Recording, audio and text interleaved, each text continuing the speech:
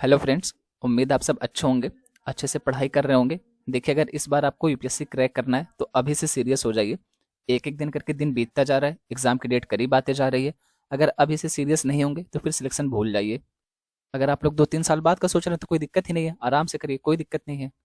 पर अगर इस बार ही क्रैक करना है तो बिल्कुल अभी से सीरियस हो जाइए, नहीं तो फिर से इस बार होने वाला है नहीं। थोड़ा सा बुरा लग रहा होगा पर यही हकीकत है। दोस्तों, इस वीडियो में हम लोग डेली बेसिस पे एमसीक्यू के रूप में 5 प्रश्नों का अभ्यास करते हैं, उसकी व्याख्या देखते हैं। आज का जो टॉपिक है, आज है पॉलिटी के 5 प्रश्न लिए गए हैं। उम्मीद है कि आज आप लोग सबसे ज़्यादा प्रश्न सही करने वाले हैं, क्योंकि जनरली पॉलिटी का सेक्शन थोड़ा सा इजी आता है, थोड़ा सा इजी माना जाता है। हालांकि अब उसकी भी प्रकृति चेंज हो गई है, अब ज़्यादातर व्यवहारिक प्रश्न पूछे जाने लग गए हैं, जैसे कि पैरोल हो गया, गिरफ्तारी के संबंध में अधिकार हो गया, उसके बारे में ज़्यादा प्रश्न पूछने लग गए हैं। तो कोई बात नहीं, चलिए देखते हैं आज का पहला प्रश्न। देखिए, आप लोग को करना क्या है कि जैसे प्रश्न आपके सामने आता है, वीडियो को पॉज करिए, प्रश्न पढ़िए, उसके ऑप्शंस पढ़िए, उसको आप अपने से अटेम्प्ट करिए। उसके बाद देखिए कि आपने सही अटेम्प्ट किया था या गलत किया था। मैं तो बताऊंगा ही, मैं तो सही आंसर भी बताऊंगा, व्याख्या भी बताऊंगा, पर उसके पहले आपको करना यह है कि वीडियो को पॉज करके खुद से प्रश्न पढ़ें, खुद से कथन पढ़ें, उसके ऑप्शंस पढ़ें, उसको अटेम्प्ट करें। अब वो आप अपने कॉपी पे भी कर सकते हैं, आप कमेंट बॉक्स में भी लिख सकते हैं कि जो ऑप्शन ए है, पहले प्रश्न का ऑप्शन ए सही होगा, दूसरे प्रश्न का ये वाला सही होगा। इस तरीके से आप कमेंट भी कर सकते हैं, उसकी कोई दिक्कत नहीं है। बस ये है कि खुद से अटेम्प्ट करना सीखिए। उसके पीछे वजह ये ना कि जब हम खुद से पढ़ते हैं, उसके बाद अटेम्प्ट करते हैं, तो हमारा टेम्परामेंट वैसे ही डेवलप हो जाता है। चलिए देखते हैं आज का पहला प्रश्न। बात करें इलेक्ट्रॉनिक वोटिंग मशीन ईवीएम के संदर्भ में, निम्नलिखित कथनों पर विचार करें। ये चर्चा में क्यों आया होगा? क्योंकि आप सभी को पता है अभी 5 राज्यों में विधानसभा के चुनाव हुए हैं। तो अब आजकल हमारे यहाँ पे ईवीएम का ही प्रयोग करके चुनाव कराए जा रहे हैं। तो सिंपल सी बात है कि ये चर्चा में है, उसके बारे में जानना जरूरी है। पहला कथन है, सार्वजनिक क्षेत्र के उपक्रम electronics corporation of India ECIL ने 1980 में राजनीतिक दलों के सामने पहला ईवीएम प्रोटोटाइप प्रस्तुत किया। दूसरा कथन है, voter verifiable paper audit trail, जिसको वीवीपैट कहते हैं, ये मशीन जो कि ईवीएम का दूसरा भाग है, इसका प्रयोग पहली बार केरल के एक विधानसभा क्षेत्र में प्रायोगिक तौर पर किया गया था। पूछ रहा है कि ऊपर दिए गए कथनों में से कौन सा या से सही है या है। ऑप्शन ए है केवल एक, ऑप्शन बी है केवल दो, ऑप्शन सी है एक और दो दोनों, ऑप्शन डी है ना तो एक और ना ही दो। सेम प्रश्न इंग्लिश में। इंग्लिश वालों, आप लोग के साथ भी ना इंसाफी नहीं होगी। बस ये है कि मैं पढ़ के सुना नहीं पाऊंगा, आप अपने से पढ़ लीजिए। तो मैं आप लोग को 1-2 सेकंड का टाइम दे देता हूँ, आप उसको पढ़ लीजिए। उम्मीद है अब तक आप लोगों ने प्रश्न को अटेम्प्ट कर लिया होगा। तो अगर हम इसके सही उत्तर के बारे में बात करें तो इसका सही उत्तर होगा ए, केवल एक। यानी कि आपका ये वाला कथन सही है, ये वाला कथन गलत है। क्योंकि जो वीवीपैट का यूज किया गया था ना, वो पहली बार 2013 में नागालैंड विधानसभा चुनाव में किया गया था, ना कि केरल में। तो ये वाला ऑप्शन आपका गलत हो जाएगा। वैसे ये बहुत बेसिक्स इन्फॉर्मेशन है, आप सबने इसके बारे में सुना होगा, तो उम्मीद है कि आप सबने ये प्रश्न सही अटेम्प्ट किया होगा, आप सबका ये प्रश्न सही हुआ होगा। और अगर गलत भी हुआ है तो कोई बात नहीं, बिल्कुल भी टेंशन ना लें। कई बार ऐसा होता है कि जो जनरल इन्फॉर्मेशन होती है वो हमारी क्लियर नहीं होती, कोई दिक्कत नहीं है, मैं हूं ना यहाँ पे, उसी को बताने के लिए तो बैठा हूँ। और पहली स्टेटमेंट आपकी बिल्कुल सही है। चलिए देखते हैं इसकी व्याख्या। तो सार्वजनिक क्षेत्र के ऊपर वही electronics corporation of India ECIL ने 6 अगस्त 1980 को राजनीतिक दलों के सामने पहला ईवीएम प्रोटोटाइप प्रस्तुत किया था। इसको 19 मई 1982 को केरल के पारूर विधानसभा क्षेत्र के 50 मतदान केंद्रों पर पायलट प्रोजेक्ट के रूप में शुरू किया गया था। पायलट प्रोजेक्ट क्या होता है कि हम उसको ट्रायल के रूप में देखते हैं। अगर वहां पे सफल रहता है तभी हम उसको अन्य जगहों पे लागू करते हैं। अगर वो असफल हो जाता है तो फिर उसके बारे में हम देखते हैं कि क्यों असफल हुआ था और क्या कर सकते हैं इसको सुधारने के लिए। तो वही कि पायलट प्रोजेक्ट का मतलब है कि ट्रायल, एक तरीके से आप कह सकते हैं। तो ट्रायल के रूप में इसको 19 मई 1982 को केरल के पारूर विधानसभा क्षेत्र के 50 मतदान केंद्रों पर शुरू किया गया था। जबकि हमसे क्या पूछा गया था? वीवीपैट के बारे में पूछा गया था। तो आप यहाँ से देख सकते हैं कि जो वीवीपैट है, इसको पहली बार 2013 में नागालैंड के विधानसभा चुनाव क्षेत्र के अंतर्गत यूज किया गया था। ईवीएम की जांच के लिए नियुक्त एक तकनीकी विशेषज्ञ समिति की सिफारिश पर चुनाव आयोग ने अप्रैल 1990 में ईवीएम का उपयोग करने का निर्णय लिया था। यानी कि इसी जो हमारा है इलेक्शन कमीशन ऑफ इंडिया है, इसने कब ये निर्णय लिया था कि अब हम लोग ईवीएम का प्रयोग करेंगे चुनाव के लिए? तो 1990 में। उसके बाद 1998 में मध्य प्रदेश हो गया, राजस्थान हो गया और दिल्ली, इनके सहित 16 विधानसभा चुनाव में ईवीएम का इस्तेमाल किया गया था। अगला पॉइंट है, 2019 के लोकसभा चुनाव के बाद से सभी चुनावों में ईवीएम के साथ वीवीपैट का इस्तेमाल किया गया। अच्छा, वीवीपैट के आप में से किसी ने मतदान किया होगा अगर, तो उसको ये पता होगा वीवीपैट क्या है। पर्ची रहती है ना, पर्ची, जो पर्ची कटती है तो पर्ची आपको दी नहीं जाती है, पर्ची कट के उसी मशीन में रह जाती है, उसी पर्ची को काउंट करते हैं। तो वही वीवीपैट है। वो इसलिए किया गया था ताकि डबल वेरिफिकेशन किया जा सके। एक तरफ तो ये हो गया कि हमने वोट दिया है, दूसरी तरफ ये जब पर्ची कट के गिर जाती है उसमें, तो ये हो गया कि हाँ यहाँ पे बटन दबाया था और ये पर्ची गिर गई, आप भी सेटिस्फाइड हैं कि आपने जिसको वोट दिया था उसी को वोट गया है। और दूसरी तरफ से जब गिनती होती है तो वहाँ पे डबल वेरिफिकेशन हो जाता है इसका। आप में से कितने लोगों ने मतदान किया है? जहाँ पे अभी 5 राज्यों में विधानसभा चुनाव हुए हैं, क्या आप में से कोई वहाँ से है? किसी ने मतदान किया था? ये मत बताइएगा कि किसको वोट दिया था आपने, किसको मत दिया था, वो बताने की कोई ज़रूरत नहीं है, पता चले कि आपके खिलाफ लोग फिर कमेंट करने लग जाएँ। पर अगर आप ऐसे राज्य से जहाँ पे अभी चुनाव हुए हाल ही में, तो कमेंट ज़रूर करिएगा। सेम एक्सप्लेनेशन इंग्लिश में।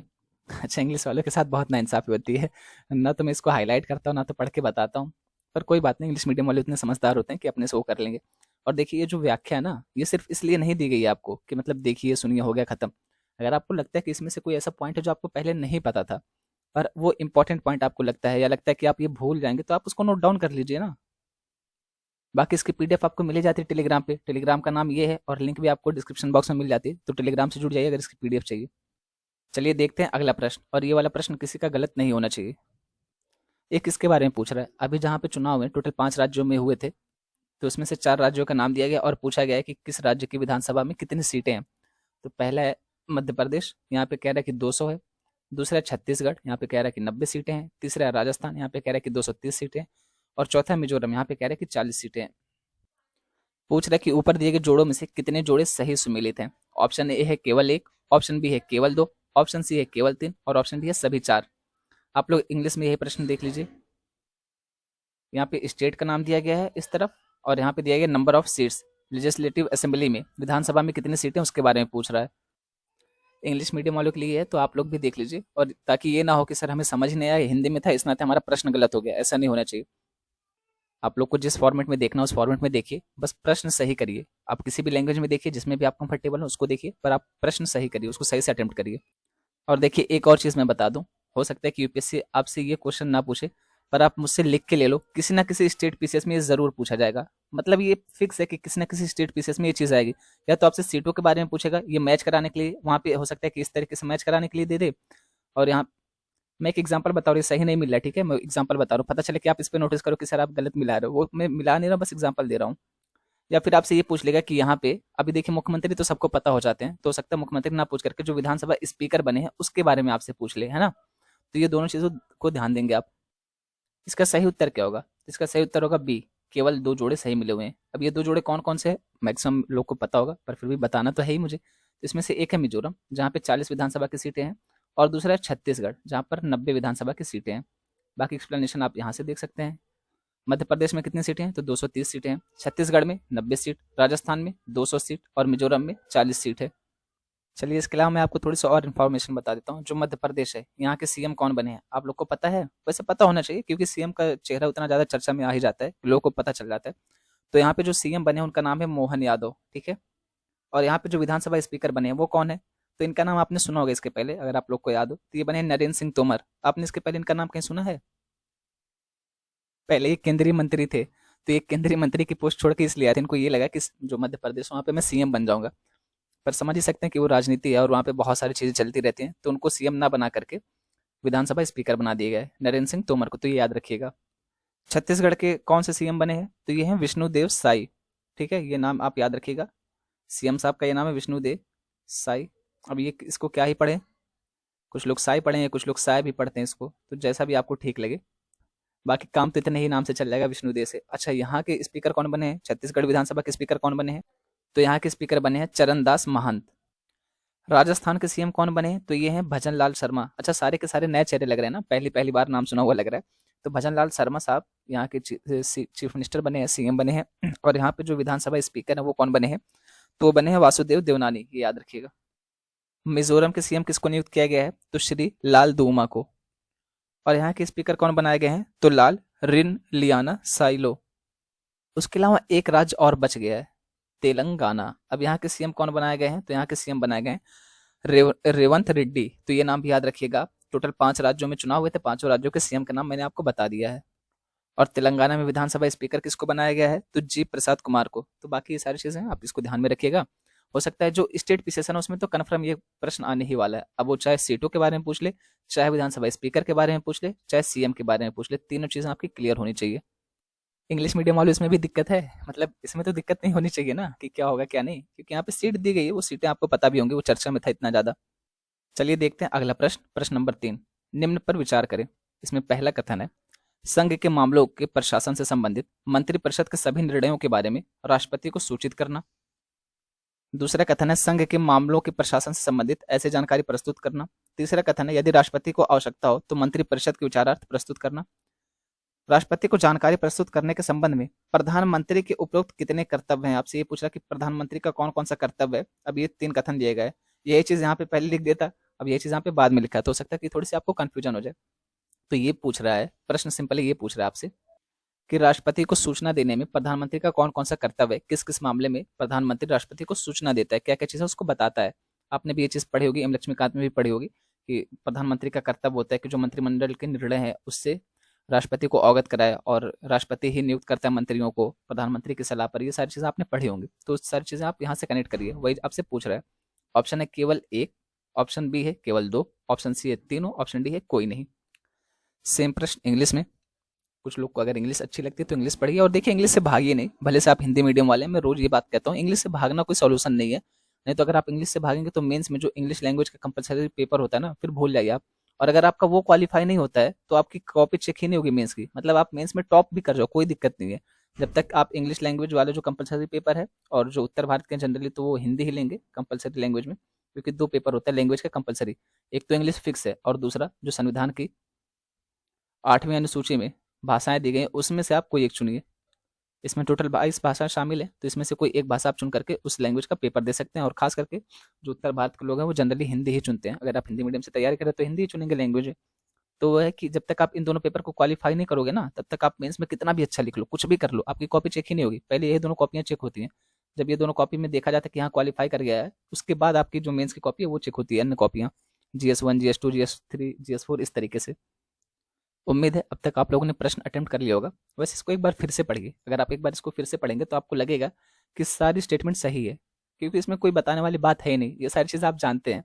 और ये बहुत सिंपल सी बात है, क्योंकि राष्ट्रपति हमारे देश का संवैधानिक प्रमुख है, तो उसको सारी जानकारी तो होनी चाहिए ना। इसको ऐसे समझिए जैसे घर में नहीं होता है कि दादाजी हैं, अब वो एक तरीके से एजेड हो चुके हैं, उनकी उम्र हो चुकी है, वृद्ध हो चुके हैं, और यहाँ पे पापा जी, मान लीजिए 2 लोग हैं। अब इनका क्या होता है कि क्योंकि पैसे कमा रहे हैं पापा जी, सारे फैसले वही लेते हैं, लेकिन दादाजी को सारे फैसलों के बारे में बताते हैं कि घर में ये होने वाला है, शादी इस डेट में है, और हम घर को सही कराने के बारे में सोच रहे हैं, घर में ये फैसिलिटी देने के बारे में सोच रहे हैं, तो ये सारी चीज़ें बताते रहते हैं। इसको सेम ऐसे रिलेट करिए। तो प्रधानमंत्री का ये कर्तव्य है कि वो राष्ट्रपति को जो मंत्रिमंडल का निर्णय होता है उससे अवगत कराए, उसके अलावा जो भी मंत्रियों को लेकर के बातचीत चल रही है उससे अवगत कराए। अगर राष्ट्रपति कोई जानकारी मांगता है प्रधानमंत्री से, चाहे वो मंत्रिपरिषद के बारे में हो गया, चाहे उसकी सरकार के बारे में हो गया, तो प्रधानमंत्री का कर्तव्य है कि वो चीज़ भी उसको अवेलेबल करवाई जाए राष्ट्रपति को। तो वही तीनों स्टेटमेंट दी गई, इसमें मैं व्याख्या क्या ही बताऊं, ये सारी चीज़ें तो आपको पता ही है। भारत के संविधान का अनुच्छेद 78 राष्ट्रपति को सूचना प्रस्तुत करने आदि के संबंध में प्रधानमंत्री के कर्तव्यों का प्रावधान करता है। अब ये इंपॉर्टेंट पॉइंट है कि ये सारी चीज़ें कौन सा आर्टिकल के अंतर्गत आती हैं, तो आर्टिकल 78 के अंतर्गत। प्रधानमंत्री का यह कर्तव्य होगा कि पहला, संघ के मामलों के प्रशासन और कानून के प्रस्तावों से संबंधित मंत्रिपरिषद के सभी निर्णयों के बारे में राष्ट्रपति को सूचित करे। दूसरा, संघ के मामलों के प्रशासन और कानून के प्रस्तावों से संबंधित ऐसी जानकारी प्रस्तुत करे जो राष्ट्रपति मांगे। और तीसरा, यदि राष्ट्रपति को आवश्यकता हो तो किसी भी मामले को मंत्रिपरिषद के विचारार्थ प्रस्तुत करना होगा जिस पर किसी मंत्री द्वारा निर्णय लिया गया है, लेकिन जिस पर परिषद द्वारा विचार नहीं किया गया है।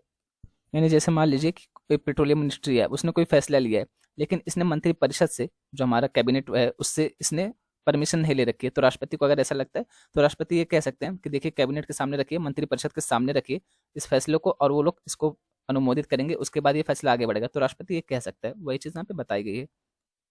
सेम चीज़ इंग्लिश में लिखी हुई है। पीडीएफ तो मैं आप लोग को दे ही देता हूँ टेलीग्राम पे, आप वहाँ से देख सकते हैं। वैसे फिर भी यहाँ पे मैं दिखा देता हूँ आप लोग को उतना देर कि आप वीडियो को पॉज करके आराम से पढ़ सकें इसको, क्योंकि अगर मैं इसको भी पढ़ने जाऊँगा ना तो फिर वही है कि बहुत लंबा टाइम लग जाएगा। जो वीडियो 20-22 मिनट की बनती है वही वीडियो आपकी 40 मिनट से ज़्यादा की बन जाएगी, और उसका कोई फायदा होगा नहीं। चलिए देखते हैं अगला प्रश्न, प्रश्न नंबर 4। मानवाधिकारों की सार्वभौम घोषणा के संदर्भ में निम्नलिखित कथनों पर विचार करें। कथन पहला है, मानव अधिकारों की सार्वभौम घोषणा को संयुक्त राष्ट्र यूएन महासभा द्वारा अनुमोदित किया गया था। कथन दूसरा है, इसमें प्रस्तावना शामिल नहीं है। कथन तीसरा है, घोषणा कानूनी रूप से बाध्यकारी है। पूछ कह रहा है कि ऊपर दिए गए कथनों में से कितने सही हैं। ऑप्शन ए है केवल 1, ऑप्शन बी है केवल 2, ऑप्शन सी है तीनों, ऑप्शन डी है कोई नहीं। सेम प्रश्न इंग्लिश में देख लीजिए यहाँ से। उम्मीद है कि आप लोगों ने अब तक प्रश्न पढ़ भी लिया होगा, उसको अटेम्प्ट भी कर लिया होगा और अब वेट कर रहे होंगे कि आंसर बताया जाए फटाफट। तो देखिए, अगर हम इसके आंसर के बारे में बात करें तो इसका सही हो जाएगा ए। केवल एक कथन सही है, वो भी कौन सा वाला? पहला वाला कथन सही है, बाकी दोनों कथन गलत हैं। क्यों? क्योंकि प्रस्तावना शामिल नहीं है। प्रस्तावना जब हमारे संविधान में शामिल है, अमेरिका के संविधान में शामिल है, तो ये कैसे हो सकता है कि आज के टाइम पे प्रस्तावना ना हो? तो ये तो स्टेटमेंट गलत होगी, सिंपल से आप इसको गलत कर सकते हैं। दूसरा, ये घोषणा कानूनी रूप से बाध्यकारी नहीं है। कानूनी रूप से बाध्यकारी होने का मतलब ये है कि जो भी फैसला लिया गया, हर राष्ट्र जो भी इसका सदस्य रहेगा, जो भी इसको अनुमोदित करेगा, उसको ये चीज माननी ही माननी पड़ेगी, यानी कि वो कानूनी रूप से बाध्यकारी हो जाएगा, उसको मानने के लिए मजबूर होना पड़ेगा। तो ऐसा नहीं है। अब मान लीजिए कि जो मानवाधिकारों की सार्वभौमिक घोषणा है, मैं एक एग्जांपल दे रहा हूँ, ठीक है? इसमें ये कहा गया कि हर मनुष्य के अधिकारों की रक्षा करनी है और उसको 5,000 रुपये प्रति महीने प्रोवाइड करवाना है। अब अलग अलग देशों के पास अलग अलग संसाधन है, हो सकता है कि बहुत सारे देश ये ना कर पाए, तो इस तरीके से इसको बाध्यकारी नहीं रखा गया। हाँ, पर तो इसका काम क्या है? जब इसको बाध्यकारी नहीं रखा गया तो इसका काम क्या है? इसका काम एक तरीके से कह सकते हैं जैसे डीपीएसपी नहीं है हमारे संविधान में, कि सरकार अगर कोई नीति बनाती है तो इसको ध्यान में रखते हुए बनाती है, इसके मार्गदर्शक के रूप में काम करता है। तो और इंटरनेशनल लेवल पर बहुत सारे राष्ट्र ऐसे हैं जिसने इस घोषणा को अपने यहाँ पे कानूनी रूप से देखा है कि हाँ यार, अगर मानवाधिकारों को मान्यता देनी है तो ये जो मानवाधिकारों की सार्वभौम घोषणा है, उससे उन्होंने प्रेरणा ली है, उससे मार्गदर्शक के रूप में काम किया इसने। तो ये इसकी इंपॉर्टेंस है। बाकी चलिए देखते हैं इसकी व्याख्या। अच्छा, ये चर्चा में इसना थे क्योंकि इसको 75 साल हो रहे हैं इस बार। तो 75 साल हो रहा है, संभावना है कि आपसे प्रश्न बन जाए, थोड़ा सा इंपॉर्टेंट टॉपिक हो जाता है ये। एक तो ये कई वजहों से चर्चा में भी रहता है ना, सार्वभौमिक अधिकारों का जो घोषणा पत्र है मानवाधिकारों का, ये कई वजह से चर्चा में भी रहता है। 75 साल पहले पेरिस में एक बैठक में, कहाँ पे? तो पेरिस में। पेरिस कहाँ? फ्रांस में। फ्रांस। संयुक्त राष्ट्र महासभा ने मानवाधिकारों की सार्वभौम घोषणा को मंजूरी दी थी, जो द्वितीय विश्व युद्ध की भयावहता के बाद उभरी अंतरराष्ट्रीय व्यवस्था की आधारशिलाओं में से एक थी। अगला बिंदु, घोषणा को सभी लोगों और सभी राष्ट्रों के लिए उपलब्धि का एक सामान्य मानक के रूप में घोषित किया गया था। एक अपेक्षाकृत संक्षिप्त दस्तावेज, घोषणा में एक प्रस्तावना और मौलिक अधिकारों और स्वतंत्रता को निर्धारित करने वाले 30 लेख शामिल है। तो प्रस्तावना आगे नहीं, तो आपका दूसरा वाला कथन गया अपने आप ही। तो इसमें क्या क्या है? एक तो प्रस्तावना है, दूसरा फंडामेंटल राइट्स है, तीसरा स्वतंत्रता, फ्रीडम, इन सबको निर्धारित करने वाले टोटल 30 लेख या फिर 30 आर्टिकल, 30 अनुच्छेद, आप जो भी कह लें, वो शामिल है इसमें। अनुच्छेद 1 में कहा गया है कि सभी मनुष्य स्वतंत्र पैदा हुए हैं और गरिमा और अधिकारों में समान हैं। यानी कि वही चीज है कि किसी को भी साथ धर्म, जाति, लिंग, वंश, जन्म स्थान आदि के आधार पर भेदभाव नहीं किया जाएगा। वही चीज यहाँ पे भी बताई जा रही है। देखिए, वही चीज आ भी गई। अनुच्छेद 2 कहता है कि हर कोई उन सभी अधिकारों और स्वतंत्रता का हकदार है जो घोषणा में निर्धारित की गई है। अभी कौन कौन सी चीज हो सकती है? तो किसी भी प्रकार के भेदभाव के बिना, जैसे जाति हो गया, रंग, लिंग, भाषा, धर्म, राजनीतिक या अन्य राय, राष्ट्रीय या सामाजिक मूल, संपत्ति, जन्म या अन्य स्थिति, इन सब के बेस पर भेदभाव नहीं किया जाएगा। सिंपल सी बात ये है। जैसे आप देखेंगे कि हमारे देश में ज्यादातर धर्म जाति चलता है, लेकिन जो वेस्टर्न देश है वहाँ पे क्या चलता है? ब्लैक व्हाइट चलता है। आपने ये घटना भी सुनी होगी कि अमेरिका में भी एक ब्लैक आदमी था जिसके ऊपर एक पुलिस वाले ने वो पैर रख दिया था और काफी देर तक उसकी गर्दन पे पैर रखा था, जिसकी वजह से उसकी डेथ हो गई थी। तो जो वेस्टर्न कंट्रीज हैं, अन्य कंट्रीज जो हैं, वहाँ पे ब्लैक एंड व्हाइट वाला कॉन्सेप्ट चलता है और हमारे यहाँ पे धर्म, जाति, ये सारी चीजें चलती हैं। ऐसा नहीं कि सिर्फ हमारे देश में ही भेदभाव है। और देखो, भेदभाव कहीं भी हो, वो चीज़ सही नहीं है। अगर कोई चीज़ ऐसा है भेदभाव वाली, तो वो बिल्कुल भी सही नहीं है, चाहे वो हमारे देश में हो, चाहे वो वेस्टर्न कंट्रीज में हो, कहीं भी हो, दुनिया के किसी भी कोने में हो, चाहे वो धर्म के आधार पर हो, चाहे वो महिला पुरुष के आधार पर हो, किसी भी बेस पर, वो चीज़ सही नहीं है। घोषणा में कहा गया कि कानून के समक्ष सभी समान हैं और हर कोई एक स्वतंत्र और निष्पक्ष न्यायाधिकरण द्वारा निष्पक्ष और सार्वजनिक सुनवाई का हकदार है। अच्छा, ये बताइए, कहीं पर भी जो मानवाधिकारों को मान्यता दी गई, क्या ये सारे पॉइंट्स आपको उसमें देखने को नहीं मिल जाएंगे? ये सारे सिंपल से पॉइंट्स हैं कि हाँ, कानून के समक्ष सभी समान है। ये तो हमारे यहाँ पे जो फंडामेंटल राइट है, आर्टिकल 14, ये चीज़ उसमें कही गई है। तो हमारे यहाँ भी इस चीज़ को ध्यान में रखा गया है। ऐसे ही दुनिया के बहुत सारे देश हैं जिन्होंने अपने यहाँ पे मानवाधिकारों को मान्यता देते समय ये जो मानवाधिकारों की सार्वभौम घोषणा है उसको मार्गदर्शक के रूप में यूज किया है। जैसे कि हमारे संविधान में डीपीएसपी दिया गया है, तो सेम प्रोसेस है। और यहाँ पे घोषणा कोई संधि नहीं है और अपने आप में कानूनी रूप से बाध्यकारी नहीं है। वही चीज जो आपका तीसरा स्टेटमेंट था कि घोषणा कानूनी रूप से बाध्यकारी नहीं, तो बाध्यकारी नहीं है घोषणा। बाध्यकारी अगर कर देते तो पता नहीं कौन से देश के पास कितना रिसोर्सेज है, उसको कैसे लागू कर रहा है, लागू कर भी पाएगा कि नहीं कर पाएगा, तो उस देश के ऊपर फिर प्रतिबंध लगाना शुरू कर देते। तो इस नाते इसको कंपलसरी नहीं किया गया, कानूनी रूप से बाध्यकारी नहीं किया गया, बस इसको एक मार्गदर्शक के रूप में यूज किया गया है। सेम एक्सप्लेनेशन इंग्लिश में। भाई माफ करना इंग्लिश वालों, मैं उसको पढ़ के सुना नहीं पाता हूँ, ना तो उसको हाईलाइट कर पाता हूँ, वही डबल टाइमिंग लगेगी। और जो हमारा प्राइमरी एरिया है, इंग्लिश मीडियम वाले को तो बहुत सारी चीज़ें अवेलेबल हो जाती है, वो तो कहीं से भी कर सकते हैं, वो इतना समझदार होते हैं। अच्छा, इस बात पे हिंदी मीडियम वाले गुस्सा नहीं करेंगे कि सर आप हम लोग को अंडर एस्टिमेट कर रहे हो? ऐसा नहीं है यार, अपनी अपनी कैपेसिटी है। अब यहाँ पे हिंदी और इंग्लिश से कोई बहुत ज़्यादा फर्क नहीं पड़ता। बस मेरा ये कहना है कि जो हिंदी मीडियम वाले हो ना, तो आप इंग्लिश से भागो नहीं, आप इंग्लिश से भाग सकते ही नहीं है। आज आप भाग लोगे, जब ट्रेनिंग होगी तब आप क्या करोगे? जो बड़े बड़े लोग आएंगे आपको समझाने के लिए, जो ब्यूरोक्रेट्स आएंगे, आपके प्रेसिडेंट आएंगे, पीएम साहब आएंगे जब आपको लबासना में समझाने के लिए, तो सब इंग्लिश में ही बोलने वाले मैक्सिमम।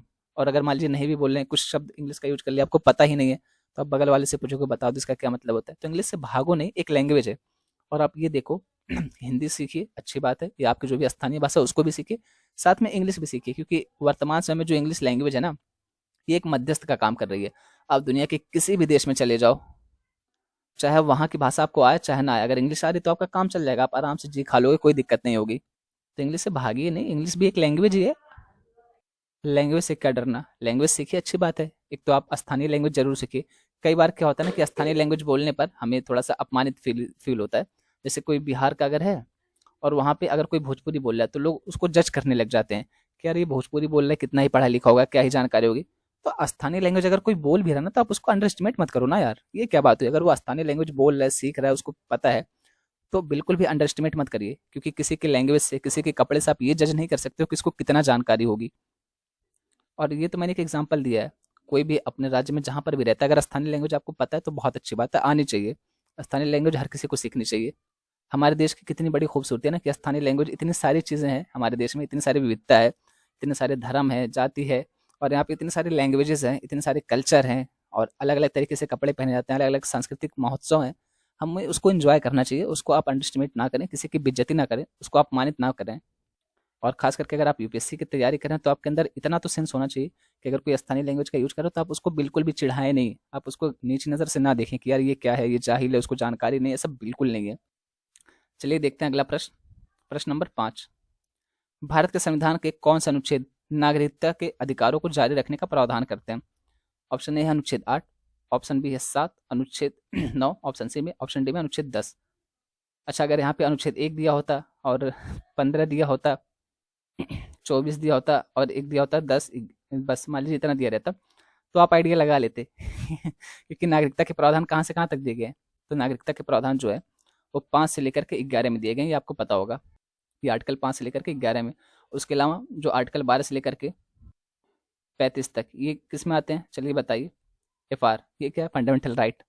ये सारी चीज़ें आप लोग को याद होंगी, बताने वाली बात नहीं है, लेकिन यहाँ पे सारे ही नागरिकता के जो प्रावधान है वो सारे आर्टिकल उसी से दिए गए हैं। तो ये थोड़ा सा टफ हो सकता है, थोड़ा सा आपको कन्फ्यूजिंग लग सकता है। सेम प्रश्न पहले इंग्लिश में देख लीजिए, बाकी देखते रहेंगे इसको, हम अटेम्प्ट करेंगे टफ और आसान क्या होता है। और अगर मान लीजिए 5 प्रश्न है टोटल, इसमें से एक आपको नहीं भी आ रहा है तो आपको टेंशन नहीं लेना है। अगर आप यूपीएससी में जाते हैं तो वहाँ पर भी 100 में से 100 प्रश्न तो आपको आने वाला है नहीं, ना तो आप 100 में से 100 करके आने वाले हो। तो 100 में से 100 प्रश्न किसी को नहीं आता है। जो बहुत ज़्यादा पढ़वाइया ना, बहुत ज़्यादा, उसको भी 30 से 35 प्रश्न, और किसी को उड़ के आ रहा है ना, बहुत ज़्यादा आ रहा है, बहुत ज़्यादा, उसको 40 प्रश्न से ज़्यादा नहीं आएगा। अगर कोई कह रहा है कि 40 प्रश्न से ज़्यादा आ रहा है, झूठ बोल रहा है, ये पॉसिबल ही नहीं है। फिर क्या होता है ना, 40 प्रश्न के बाद, 35 प्रश्न के बाद तुक्का खेलो। तुक्के का मतलब ये नहीं है कि एकदम आंख बंद करो और केबीसी खेलना शुरू कर दो, अक्कड़ बक्कड़ बम बेबो और टिक मार दिया, ऐसे नहीं। तुक्के का मतलब ये होता है कि हमारा कॉमन सेंस कितना चल रहा है, और हमने कोई चीज़ कहाँ पढ़ी थी, कभी कुछ चीज़ सुनी तो वो क्लिक कर रही बार बार, दिमाग बार बार हमारा कह रहा है कि यार इसका ना यही वाला सही होगा। जो हमारी इंटेंशन आती है, जो हमारा दिल कहता है, तो वो ऐसा नहीं है कि दिल कह रहा है कि भैया यही वाला सही होगा। वो हमारी इंटेंशन है, और वो इसलिए कह रही है क्योंकि इसके पहले हम उस चीज़ को कहीं ना कहीं सुन चुके हैं, कहीं ना कहीं पढ़ चुके हैं, देख चुके हैं। तो हमारा दिमाग बता रहा है कि हमने वो चीज़ यहाँ पे देखी थी, इसको तुम टिक करो, यही सही होने वाला है। पर हमें याद नहीं आता उस टाइम, और क्या करते हैं हम लोग कि नहीं नहीं, इसको नहीं करके इसको कर देते हैं, चलो ये वाला रहेगा। फिर घर आके मिलाते हैं तो पता चलता है जिस पे मेरा दिल कह रहा था ना, वही ऑप्शन सही है। तो आप ये मान के चलो कि 35 प्रश्न के बाद हर कोई तुक्का ही खेलता है, जिसका सिलेक्शन हो रहा है वो भी, जो टॉप कर रहा है वो भी, और जो एकदम कट ऑफ के पास आकर रुका वो भी, सब यही करते हैं, तुक्का ही खेलते हैं। बड़े से बड़े टॉपर को आप इंटरव्यू उठा के सुन लेना, सबका यही काम है। कोई ये नहीं कह सकता कि मुझे 100 में से ना 90 प्रश्न आ रहे थे ये इम्पॉसिबल है। अगर कोई कह रहा है तो वो फेंक रहा है, सरासर वो फेंक रहा है, इसके बाद पे कभी मत आइएगा। वैसे आप लोगों ने मेरी बात से अंदाजा लगा लिया होगा कि इसका कौन सा ऑप्शन सही है, क्योंकि मैं जब यहाँ पे एग्जाम्पल दे रहा था तो वही वाला अनुच्छेद आपको जिक्र कर रहा था। इसका सही उत्तर है ऑप्शन डी, अनुच्छेद 10। इसकी व्याख्या में क्या ही देखें। भारत के संविधान का अनुच्छेद 10 नागरिकता के अधिकारों को जारी रखने का प्रावधान करता है। प्रत्येक व्यक्ति जो इस भाग के पूर्वगामी प्रावधानों में से किसी के तहत भारत का नागरिक है या माना जाता है, संसद द्वारा बनाए गए किसी भी कानून के प्रावधानों के अधीन ऐसा नागरिक बना रहेगा। अब नागरिकता के जो प्रावधान है वो कई तरीके से हैं और बहुत ही विस्तृत है वो। एम लक्ष्मीकांत में दिया गया है, तो एक बार आप वहाँ से इसको रिवाइज कर लीजिएगा। देखिए आपको क्या करना है, जैसे मैं आपके सामने ये वीडियो लाता हूँ ना, तो ये सिर्फ इसलिए नहीं कि आप देखो और व्याख्या सुनो। अगर आपको लगता है कि आपने वो टॉपिक पहले से पढ़ा है और उसके बाद आपका प्रश्न गलत हो रहा है या आपको थोड़ी सी कन्फ्यूजन हो रही है, तो आप तुरंत उस टॉपिक को फिर से उठाइए और एक क्विक रिवीजन मारिए। तुरंत फटाफट रिवीजन करिए उसका कि हाँ यार ये देखिए यहाँ पे फंस रहा था, ये चीज़ मुझे भूल लेते। क्यूआर करिए, उसका क्यूआर स्कैन करिए। क्यूआर का क्या मतलब है? Quick revision. तुरंत उस टॉपिक को क्विक रिवीजन करिए, उसको देखिए कि कहाँ पे आप फंस रहे थे, कहाँ पे गलत हो रहा था, कहाँ पे आपको भूल रहा था। इस तरीके से पढ़ाई की जाती है। और जो भी आपके एग्जाम में आने वाला, आप मेरे से लिख के ले लो। वो होता क्या है ना, कि जैसे हमें लगता है कि प्रश्न कहाँ से पूछ रहा है, समझ नहीं आ रहा है। प्रश्न आपका कहाँ से पूछता है? जो भी चीज़ करंट में होती है उसी के बैकग्राउंड में जाके आपसे प्रश्न पूछता है। जो भी चीज़ें आपकी रहेंगी करंट में, उसी का बैकग्राउंड पूछेगा, उसी का स्टैटिक पोर्शन पूछेगा, या उसी से संबंधित कोई ना कोई चीज़ आपसे पूछने वाला है। तो आप बिल्कुल भी उसकी टेंशन नहीं लीजिए, अच्छे से पढ़ाई करिए, रिवीजन करिए। और मैं हमेशा कहता हूँ, अगर सिलेक्शन चाहिए तो ये एक चीज़ है जो आपको सिलेक्शन दिला सकती है, रिवीजन। आप कुछ भी पढ़ लो, आपने 1000 किताबें पढ़ रखी हो, अगर आप एग्जाम में उसको रिकॉल नहीं कर पा रहे हो तो किताब बेकार है पढ़ना। कोई 10 किताब ही पढ़ के गया, वो सारी की सारी चीज़ें रिकॉल कर पा रहे हो तो उसका एग्जाम निकल जाएगा। आपने वो लाइन भी सुनी होगी कि एक किताब को 10 बार पढ़ो, ना कि 10 किताब को एक एक बार पढ़ो। तो एक ही किताब को आप लोग 10 बार पढ़िए, 12 बार पढ़िए, तभी जाके सिलेक्शन होने वाला। और अगर आप अभी से सीरियस नहीं ले रहे हो उस पढ़ाई को, अगर आपको लगता है कि हो जाएगा, ईजी है, तो फिर भूल जाइए इस साल वाला सिलेक्शन। सिंपली एकदम खुल के मैं बोल रहा हूँ, हो सकता है कि आप में से किसी को बुरा भी लग जाए, पर ये हकीकत है। अगर आप अभी से उसको सीरियस नहीं ले रहे हो ना, तो इस बार तो नहीं निकलने वाला है, क्योंकि आप नहीं सीरियस ले रहे हैं। बाकी के 2.5 लाख बच्चे जो बैठेंगे ना एग्जाम में, उनमें से जितना इनका कट ऑफ डिसाइड होने वाली है, जितनों का सिलेक्शन होने वाला है, वो इसको सीरियस लेंगे और उसको एकदम सीरियस लेंगे और ईमानदारी से पढ़ेंगे। तो अगर इस बार सिलेक्शन चाहिए, एग्जाम निकालना है, तो पूरी ईमानदारी और शिद्दत के साथ अभी से लग जाइए। वेट मत करिए कि फॉर्म आ जाएगा, अप्लाई कर देंगे, उसके बाद देखेंगे। वो सारी चीज़ें फिर समझ लीजिए कि बेकार है। अगर आपको सच में इस बार सिलेक्शन चाहिए तो पूरी शिद्दत से, दिलो जान से लग जाइए अभी से। उम्मीद है दोस्तों आपको वीडियो पसंद आई होगी। अगर आपको वीडियो पसंद नहीं आती तो डिसलाइक कर सकते हैं, पसंद आती है तो लाइक कर सकते हैं, शेयर कर सकते हैं। या आपको लगता है कि कोई और चीज़ इसमें ऐड करनी चाहिए या कोई चीज़ हटानी चाहिए, तो आप उसके लिए कमेंट भी कर सकते हैं। कमेंट करने में शर्म आ रही है तो ये ईमेल आईडी है, यहाँ पे तो सिर्फ पर्सनली मैं ही देखने वाला हूँ, तो ईमेल भी कर सकते हैं। जैसे भी आपको जो भी अच्छा लगता है, कोई भी सुझाव हो, कोई भी समस्या हो, तो आप डायरेक्टली मेरे से कॉन्टैक्ट कर सकते हैं। यहीं तक रखते हैं इस वीडियो को। बोलने में जो भी गलती है उसके लिए दिल से सॉरी। आप सबके सपोर्ट के लिए दिल से धन्यवाद, क्योंकि आप सब ने अभी तक मेरा साथ नहीं छोड़ा। आप सब ने अभी तक साथ निभाया है। मैंने आपसे बताया था कि करंट की वीडियो मैं नहीं ला पा रहा हूँ, फिर भी आप सब ने अभी तक मेरा साथ निभाया, तो उसके लिए बहुत बहुत बहुत धन्यवाद यार।